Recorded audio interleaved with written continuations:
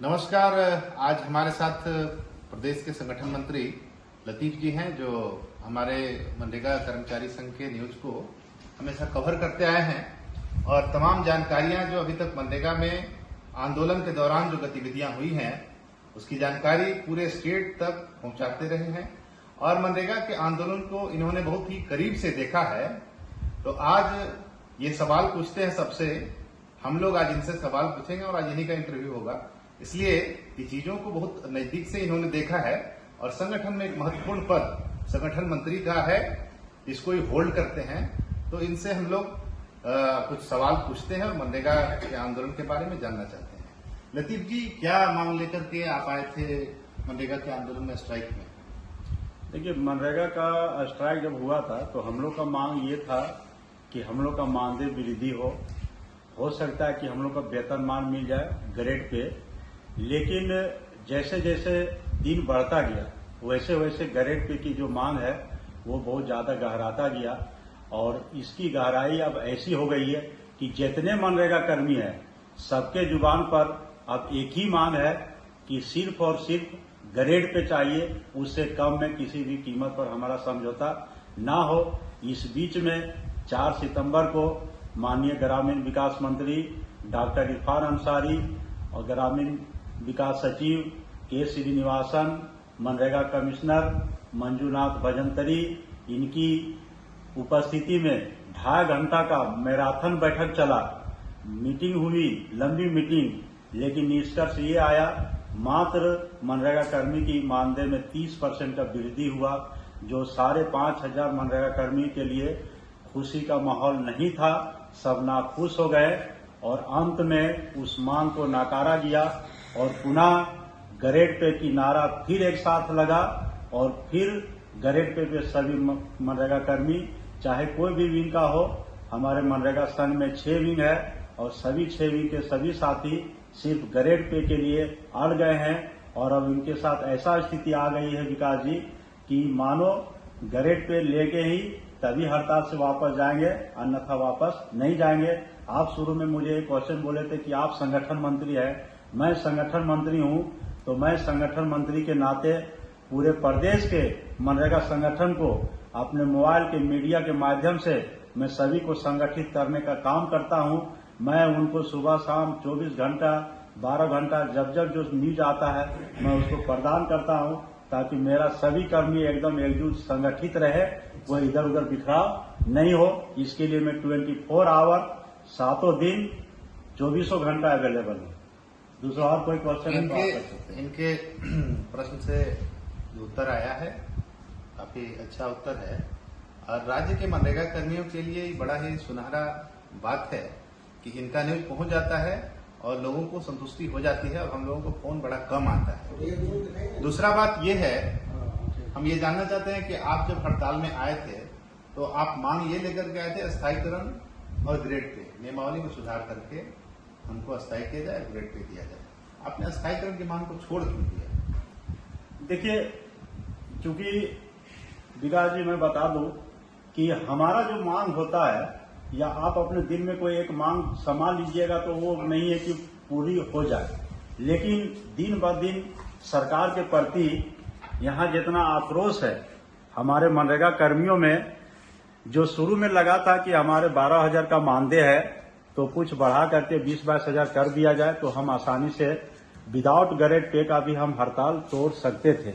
लेकिन इतनी लंबी दिन बीत जाने के बाद सरकार की तरफ से जब कोई तत्पर पहल नहीं किया गया और जब किया गया 1.5 महीने के बाद तो सिर्फ 5,000 का बढ़ोतरी किया जा रहा था, जिसके चलते पूरे राज्य के मनरेगा कर्मियों में आक्रोश व्याप्त हुआ और उन्होंने ठान लिया कि जब हमारे से सीनियर जो हमारे राज्य के मनरेगा कोषांग में जो कार्यरत है, जिनका कोई काम नहीं है, जिनका सिर्फ ऑफिस वर्क है, और जो मनरेगा कर्मी फील्ड वर्कर है वो 24 घंटा 12 घंटा दिन में तो धूप में, बरसात में, कीचड़ में, दूर दराज जंगल झाड़ी में जा करके योजना का संचालन करना, जियो टैग करना, उसका गुणवत्ता को देखना, ये सारी प्रक्रिया करती है। और वैसे लोगों को ग्रेड पे नहीं दे करके जो 24 घंटा एसी रूम में अपना राज्य में रहते हैं, और वैसे लोगों को 70 से 80 हजार 1 लाख रुपया तक उसका भुगतान होता है।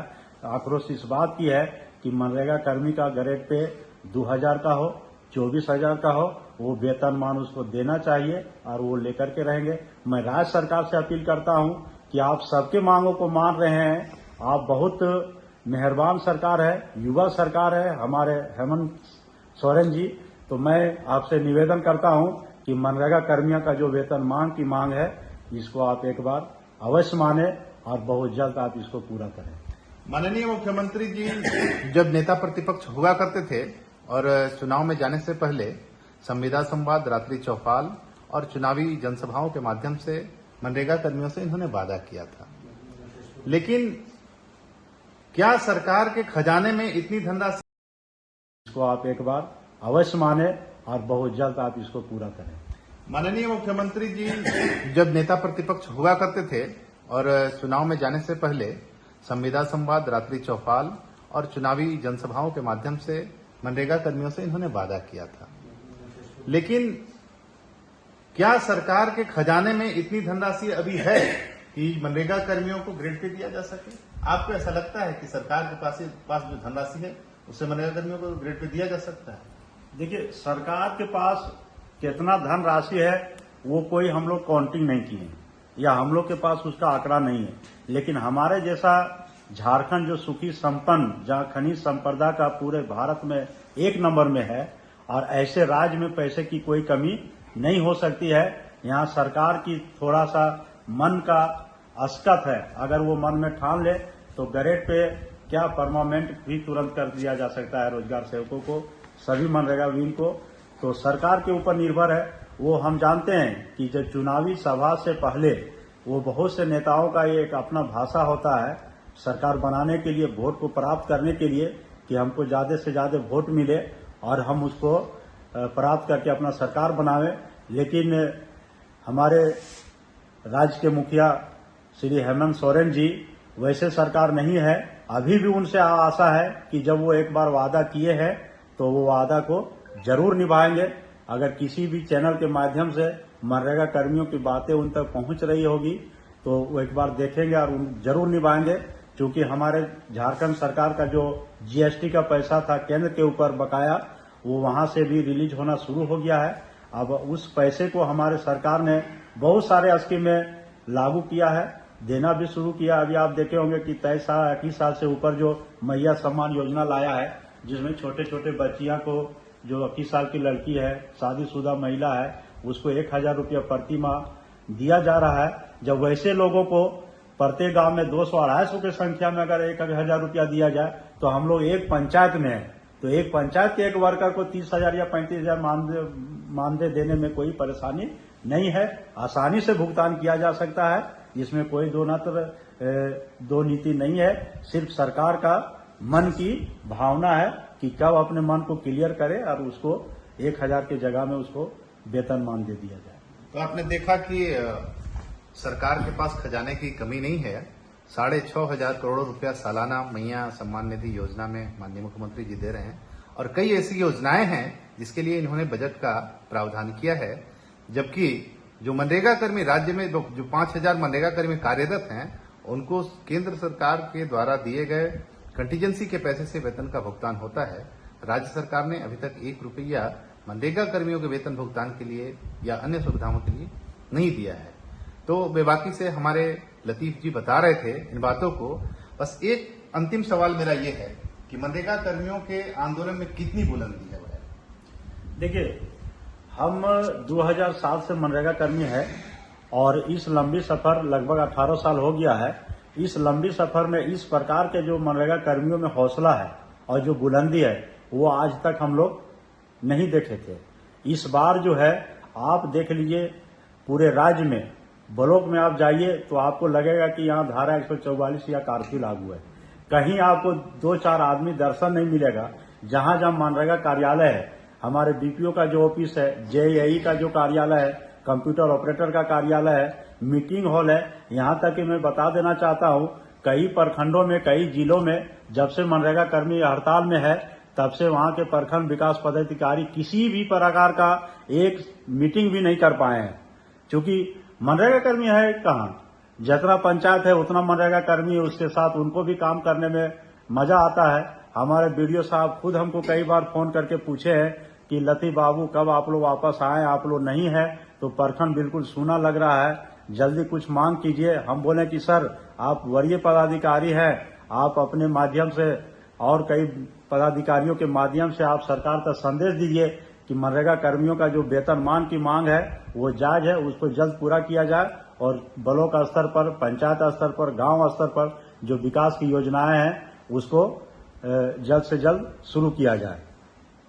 मनरेगा का कार्य बिल्कुल ठप है, विकास की योजनाएं एकदम से चरमरा गई हैं, जैसा कि हमारे लतीफ जी कह रहे हैं। और ये सच भी है कि ब्लॉक में कोई काम नहीं हो रहा है। मनरेगा कर्मियों के बलबूते हमारा ब्लॉक चलता था, ये बात आज के डेट में स्पष्ट हो गया है। और मनरेगा कर्मी कितने मजबूत कर्मी हैं ये हमारी सरकार को अब समझ में आने लगा है। जो जिस मनरेगा में पूरे राज्य में 3.5 लाख मजदूर काम करते थे, आज मुश्किल से 16,000 17,000 मजदूर को फर्जी मास्टर रोल निकाल करके एंगेज दिखाया जा रहा है, लेकिन भुगतान 1 रुपया नहीं हो रहा है। ये इसी तरह का जो हमारा मनरेगा से संबंधित आंदोलन का जो न्यूज है, हमारे लतीफ जी आपको रूबरू कराते रहेंगे। आप सभी से अनुरोध होगा कि इनका चैनल को सब्सक्राइब कर दीजिए, जो लोग सब्सक्राइब अभी तक नहीं किए थे। आपको लाइक और कमेंट और शेयर करना रहता है, शेयर भी इनका न्यूज करते रहिए आप लोग। तब तक के लिए नमस्कार, बहुत बहुत धन्यवाद।